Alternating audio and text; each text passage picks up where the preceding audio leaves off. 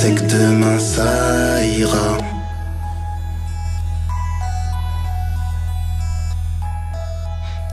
MC Solar qui sera au Festival de la Paille, il sera le samedi 27 à 21h30, donc ça sera sur la grande scène du Festival de la Paille 2024. On va aborder le sujet déjà des nouveautés. Est-ce qu'il y a des différences, des grosses différences, ne serait-ce que déjà par rapport à l'année dernière au niveau de l'organisation? Alors oui, cette année, plusieurs grosses différences. La première, on la voit dès l'affiche, 3 visages, 3 jours. Et oui, cette année, le Festival de la Paille, c'est sur 3 jours. Donc on a voulu prolonger l'expérience. Comme le site était monté, on s'est dit pourquoi pas offrir un 3e jour à nos festivaliers. Donc ça, c'était déjà en pourparlers depuis des années? Ça fait des années qu'on en parle, des années que le sujet est sur le bureau et le dossier a enfin été saisi. Et qu'est-ce qui a fait basculer l'organisation? Plusieurs choses, mais je pense l'évolution actuelle de la musique et des festivals. L'expérience sur 3 jours nous semblait être une très bonne solution à proposer, notamment sortie de Covid, etc., où les festivals, puisque c'est le cas pour tous, ont dû trouver de nouvelles solutions pour exister. Et donc nous, on s'est dit que 3 jours, c'était une bonne solution. Oui, c'est une façon de diminuer un petit peu la jauge journalière, tout en gardant à peu près le même volume de festivaliers. Exactement. Sur 3 jours. Exactement, c'est un des objectifs, de se dire qu'on accueille autant de festivaliers que l'année dernière, mais sur 3 jours.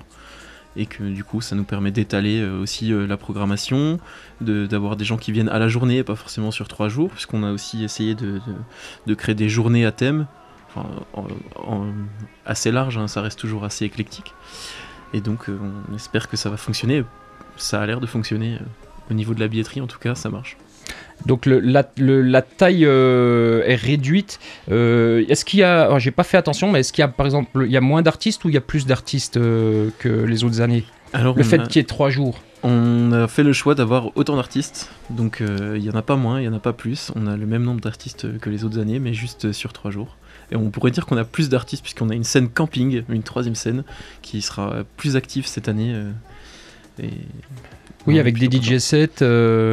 Il y a un groupe de rock aussi, j'ai vu c'est quand, le dimanche? Oui, le dimanche, aux alentours des midis. Donc, oui.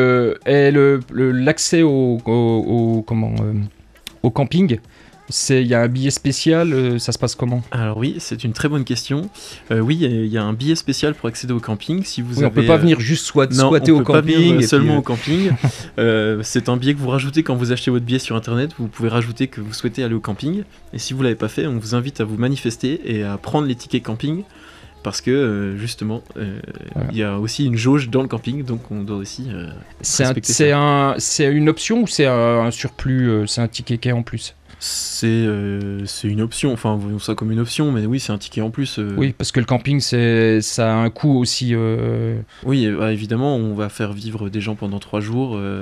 Il va y avoir des douches, il va y avoir des prestataires, il va y avoir des musiciens, des DJ, et puis un lieu à faire vivre. Donc forcément, ça a un coût, mais qui n'est pas forcément très élevé pour passer 3 jours à m'établir.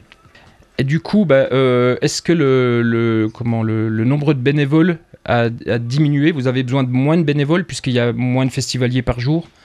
Ou est-ce que ça a changé quelque chose à ce niveau-là ou pas? Alors non, on n'a pas forcément besoin de moins de bénévoles parce que l'expérience, on veut qu'elle reste la même pour nos festivaliers, donc on a atteint une certaine qualité qu'on se doit de garder. Et en plus, vu qu'on a un jour de plus, il faut aussi économiser les forces, puisque forcément les bénévoles travaillent beaucoup pour les festivaliers et c'est un vrai travail. On parle de bénévolat, mais on est sur le site pendant toute la journée du festival et donc on s'occupe des festivaliers et ça c'est important. Donc non, le nombre a pas changé, on demande toujours autant de personnes et d'ailleurs si vous êtes intéressés, vous êtes les bienvenus. Oui, on cherche toujours des bénévoles. On cherche toujours des bénévoles, toutes les mains sont les bienvenues pour le montage, pour l'exploitation, pour le démontage. Et les bénévoles arrivent combien de jours avant et repartent combien de jours après? Enfin, on va dire entre le premier et le dernier, parce que je pense qu'il y en a peut-être qui restent tout le temps. Hein, oui, les tout premiers bénévoles, ce sont les membres... Il y en a qui prennent leurs congés, leurs vacances pour faire la paille.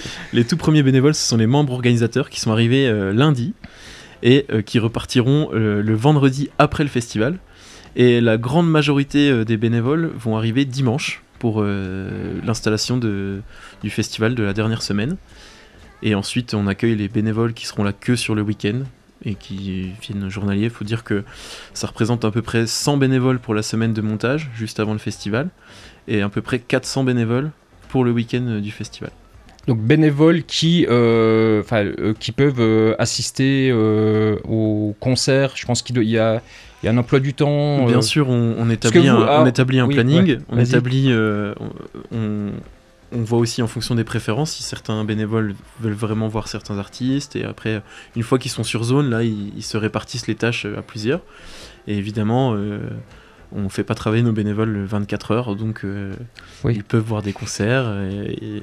Et même, ils viennent aussi pour ça, pour voir des concerts. Hein, Oui, c'est un peu le bénévolat, c'est le fait d'avoir un peu un échange aussi après, avec le festival, donner du temps pour...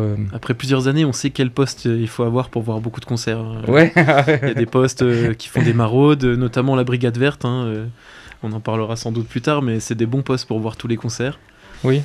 Et pour voir tous les concerts, on profite d'un nouveau site, un très beau site. Et je vais peut-être laisser mes collègues en parler. Mais... on va en reparler juste après. Une autre tête d'affiche du Festival de la Paille, c'est le groupe Matmata.